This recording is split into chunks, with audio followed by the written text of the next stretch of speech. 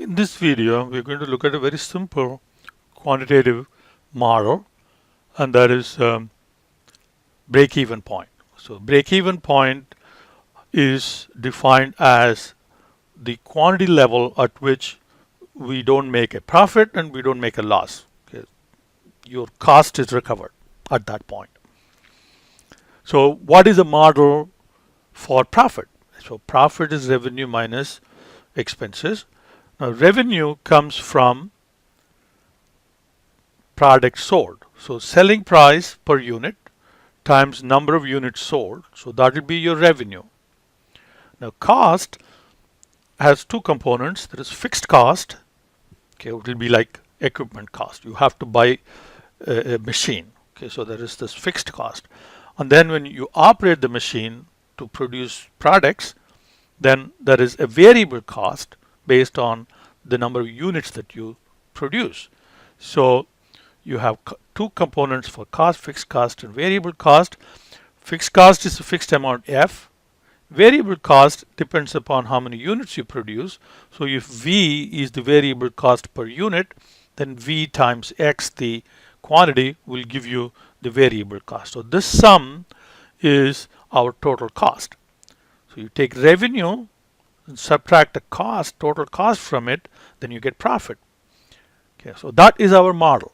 So for break-even analysis, then we have to set this equation to 0, no profit, no loss, and then we can solve for X, provided that we have the selling price, the fixed cost, and the variable cost known. If these three pieces of data are known to us, then we can compute what the break-even demand or break-even quantity will be.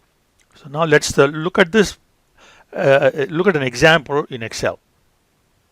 So we're going to look at this example from the textbook, where we have a clock repair shop that sells rebuilt springs.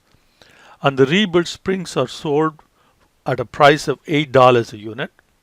The fixed cost of the equipment to build the springs is $1,000, and the variable cost per unit is $3. So these three pieces of information are given, S, F, and V.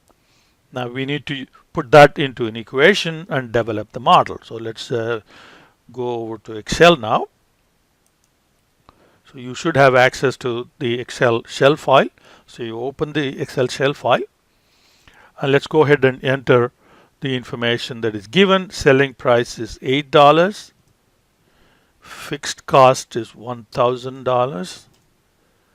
And variable cost is $3. So that's our input information, input data. Okay, let's go ahead and format. So you must always enter the information and format the data. Okay, so I'm going to change this format to currency.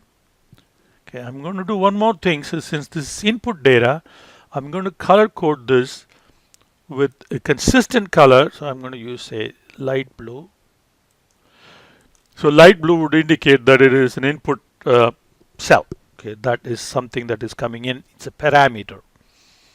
So you should also follow the same consistent pattern for color coding. That makes it easy to understand a spreadsheet template. So number of units sold. Okay, so we don't know how many units we will be selling. So that's kind of a changing cell.